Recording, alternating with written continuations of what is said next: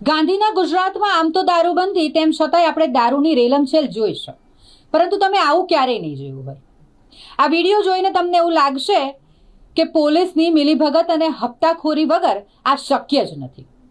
આવું એટલા માટે કહેવું પડે કારણ કે એક ખેપિયો પોતાની બાઇક પર બંને બાજુ લગડું બાંધીને લગભગ 10 થી 15 પેટી જેટલો દારૂ ખુલ્લેઆમ હેરાફેરી કરી રહ્યો છે.